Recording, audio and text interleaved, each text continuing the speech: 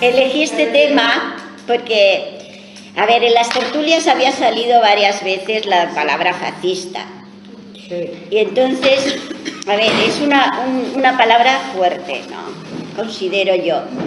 Y más o menos tampoco parece que no sabemos muy bien de lo que viene todo, que tiene mucho peso.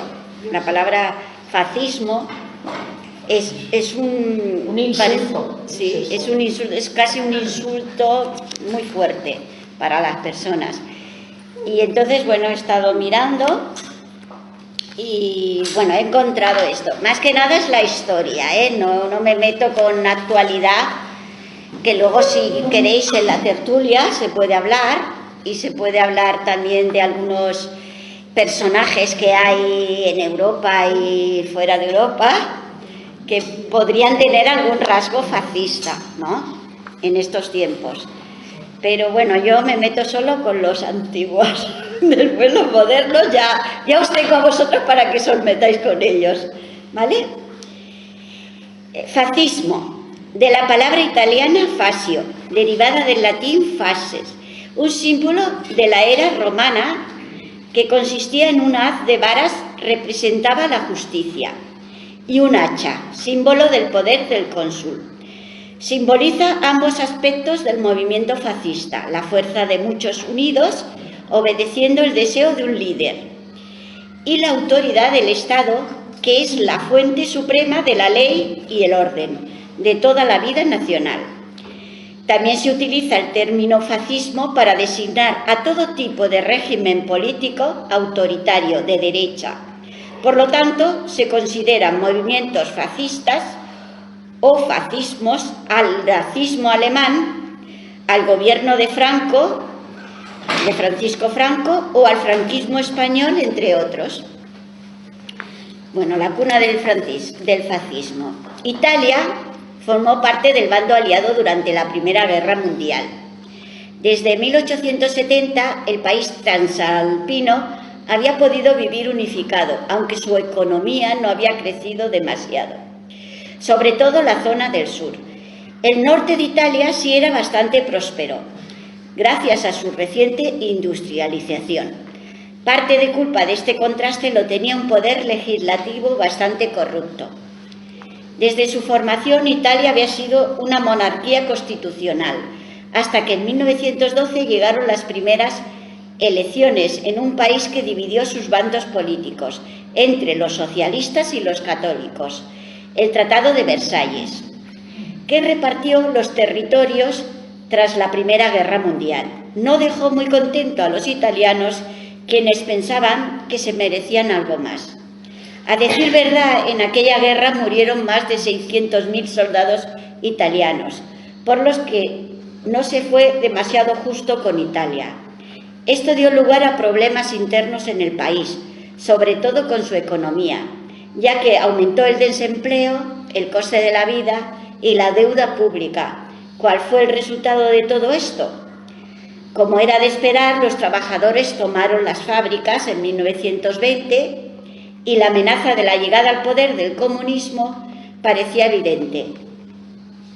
En esas revueltas de los trabajadores participó activamente un tal Benito Mussolini. A pesar de que sus orígenes fueron socialistas, Mussolini no estaba para nada de acuerdo con la neutralidad que parecía tomar su partido. Incluso en la Primera Guerra Mundial, Benito pensaba que el nacionalismo y la guerra eran la única manera de garantizar el triunfo de la revolución. Por eso, cuando Italia entró en guerra, Mussolini se unió al ejército. Desencantado de los éxitos otorgados a Italia por el botín de guerra, Mussolini fundó con algunos compañeros más en 1923 el Fascio di Combattimento, adoptando el uniforme negro.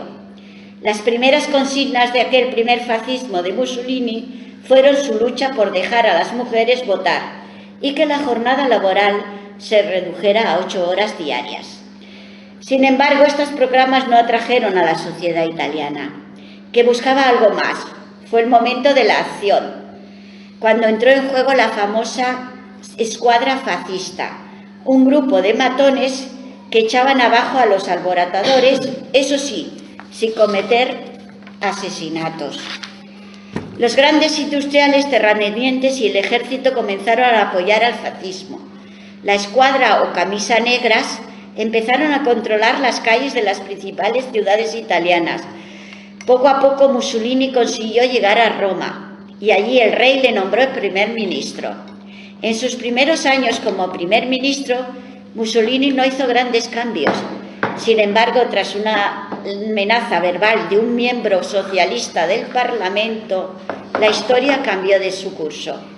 En 1924, Giacomo Matteotti sacó a la luz algunas fechorías de los fascistas y como resultado de ello los hombres de Mussolini lo secuestraron y lo mataron. Los católicos y liberales, con la esperanza de que Mussolini dimitiera, se negaron a asistir al Parlamento tras el asesinato. Fue el momento en que Mussolini suprimió los medios de comunicación, abolió a los partidos opositores y comenzó a gestar el fascismo totalitario. Era el año 1926 e Italia comenzaba a cambiar su historia. Ahora hablo sobre España, porque quizás lo que más nos interesa es saber sobre nuestro país, cómo se desarrolló, empezó y se desarrolló el fascismo aquí. En la década de los años 20 surgen en España las primeras llamadas a la ideología fascista y los primeros intentos de crear un partido fascista espejo del fascista italiano de Mussolini. El fascismo en Europa estaba en ascenso tras la Primera Guerra Mundial y la toma del poder de los bolcheviques en Rusia. El caldo de cultivo fue la desolación creada tras la guerra y el temor de las clases altas y parte de la burguesía a la que oleadas socialistas con sus movimientos de masas se expandieran en Europa. España venía del desastre del 98, con unas instituciones ineficaces y corruptas, con unos intelectuales desalentados y unas clases altas convencidas de que la incapacidad de esas instituciones para mantener sus privilegios y contener el descontento del proletariado. En ese escenario, mirando a Roma y Mussolini, surgen los primeros intentos de crear un partido fascista en España. Paralizados con la llegada de la dictadura de Miguel Primo de Rivera y reanudados con su declive al final de los años 20, alentados por el periodista y literato Ernesto Jiménez Caballero, y concretados en 1931 en las Juntas de Ofensiva Nacional Sindicalista. Todos estos intentos no lograron suscitar el interés más allá de la prensa conservadora y en sus filas no se encuadraban, en el mejor de los casos, más de unos centenares de militantes. Caso de la Action, bueno, os lo digo bien, JON.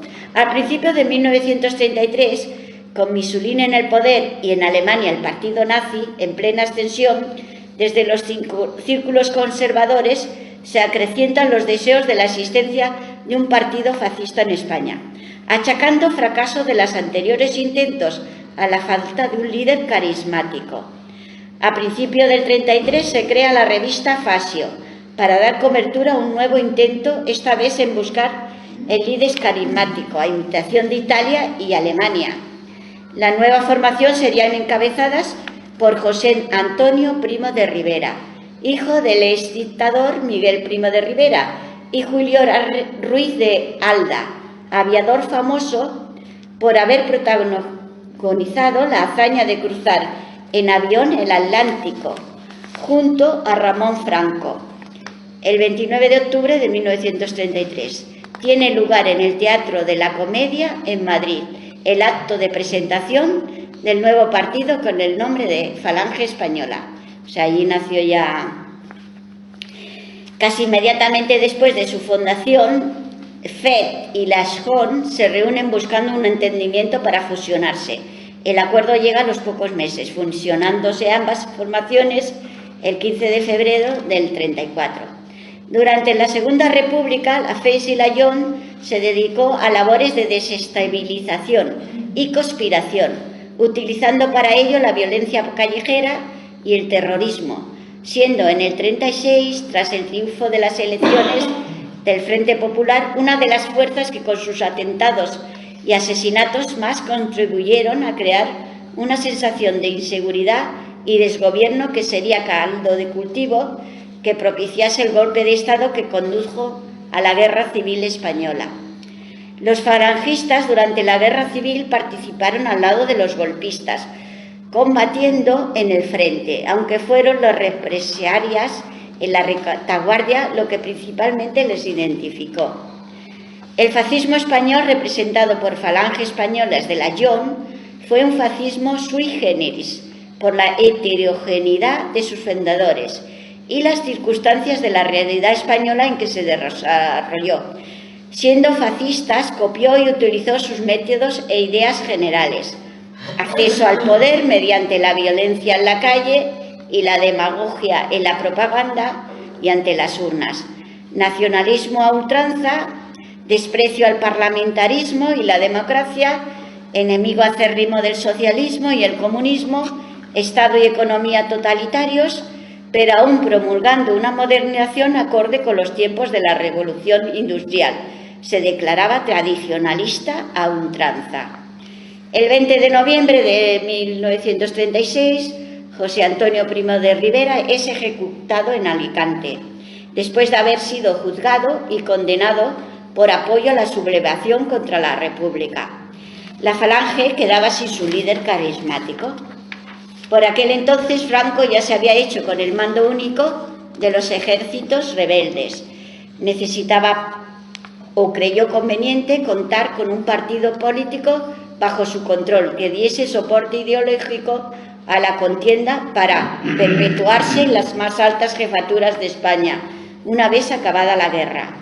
Franco impone con el llamado decreto de unificación, precedido de un discurso retransmitido por radio, la fusión de la Falange con los tradicionalistas carlistas, erigiéndose en jefe supremo del partido resultante, Falange Española, tradicionalista y de la Sion, FE y de la Sion. También por el mismo decreto ilegalizó el resto de partidos políticos.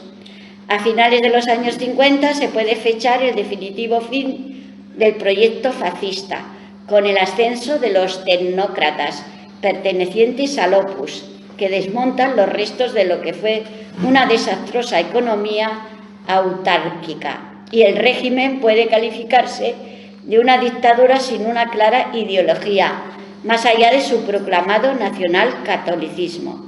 La Falange y los falangistas siguen colaborando con el mantenimiento del sistema encuadrado en lo que se llamaba el movimiento nacional.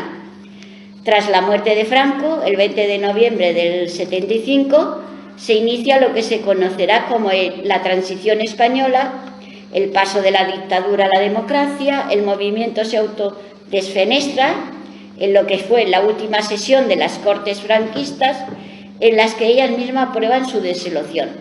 Se restablece el sistema parlamentario y con las nuevas expectativas de elecciones libres. En la transición, los grupos y partidos falangistas formaron parte de lo que se denomina el neofascismo español. Retomaron las actividades terroristas y la violencia callejera para intentar paralizar el proceso. En ningún caso alcanzaron una implantación mínimamente significativa, ni en la calle ni en las urnas. En 2016 son unas formaciones testimoniales.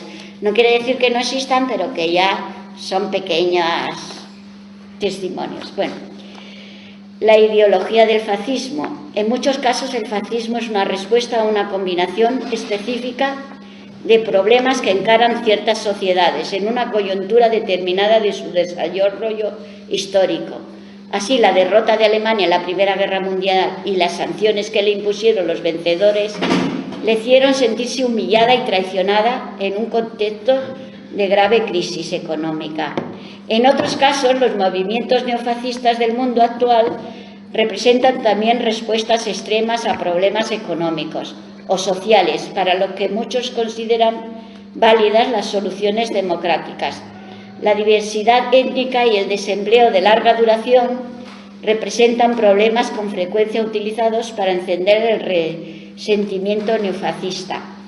Reducida a sus elementos básicos, La ideología fascista tiene 4 rasgos característicos: el hipernacionalismo, racismo, totalitarismo y movilización de masas mediante la propaganda y la coerción. Bueno, esto es cortito y os lo diré así. El hipernacionalismo. El fascismo está enraizado en una versión extrema del nacionalismo, que cabe denominar hipernacionalismo. El nacionalismo presupone que los miembros de la propia nación deben actuar juntos para alcanzar ciertos objetivos colectivos. En su variante fascista, la nación se exalta como el valor político supremo. Estos conceptos del nacionalismo es mucho más radical que el patriotismo, que significa amor al propio país. Para muchos fascistas, este reconocimiento de la propia nación está vinculado al sentimiento de desprecio e incluso odio hacia los otros. El racismo. Algunos movimientos fascistas y neofascistas han definido la nación principalmente en función de la raza. Los conceptos de pureza y superioridad racial caracterizaron especialmente al fascismo alemán de Hitler. La falsa idea de que los alemanes pertenecen a una raza aria de pura sangre constituían el principio central de la doctrina nacionalista o nazi. Esta se exaltaba a los alemanes como una raza de superhombres, lo cual implicaba denigrar a los demás categorías raciales como subhumanas y controlar de forma muy estrecha las actividades sexuales y reproductivas de las mujeres de raza aria.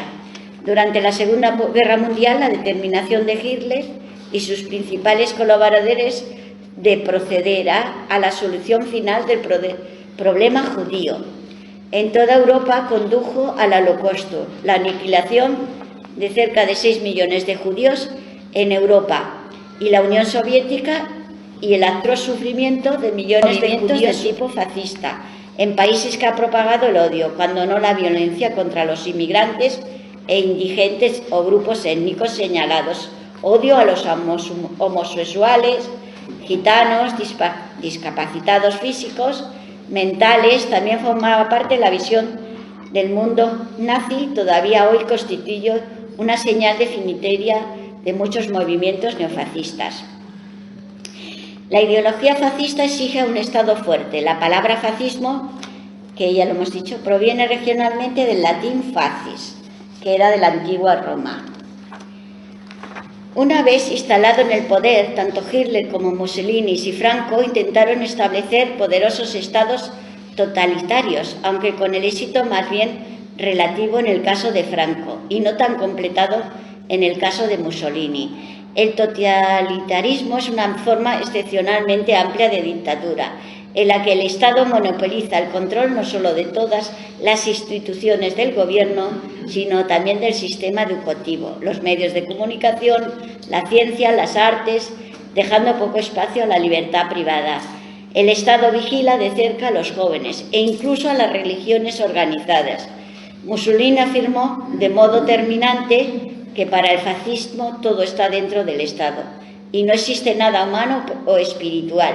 No digamos si tiene valor fuera del Estado. En este sentido, el fascismo es totalitario. Los fascismos de Italia y Alemania eran regímenes de movilización de masas, decididos a obtener un amplio apoyo popular y eliminar a la oposición. Ambos objetivos también son predicables de la política del régimen de Franco durante su primera década. Sin embargo, en los años 50 perdieron fuerza, sobre todo en los primeros de ellos. Los regímenes de Mussolini y Hitler organizaron campañas permanentes de propaganda destinadas a fomentar su popularidad, haciendo un llamamiento no solo al orgullo nacional, sino también a los más bajos instintos, prejuicios, ansias de venganza de las poblaciones italianas y alemanas, respectivamente. Del mismo modo, diseñaron y lanzaron programas de creación de empleo, así como otros proyectos para mejorar el bienestar económico de amplios sectores de la población. Y no dudaron en usar la violencia contra adversarios políticos reales o imaginarios, incluyendo una policía secreta. campos de concentración y el uso de la tortura y la eliminación física como armas intimidatorias. Algunos estudiosos sostienen que el fascismo ha sido un fenómeno circunscrito en una época, concretamente la de Europa de entreguerras. No obstante, es demasiado pronto para confirmarlo a los anales de la historia. Al menos hipotéticamente, las ideas fascistas pueden encontrar apoyo popular, allí donde otras formas de gobierno, incluida la democracia, no logran satisfacer las necesidades básicas de la población y resolver algunas de las principales inquietudes, como puede ser el mantenimiento de la seguridad ciudadana o la preservación de una identidad nacional. Y con esto ya termino, porque es que hay mucho tema sobre esto, ¿eh?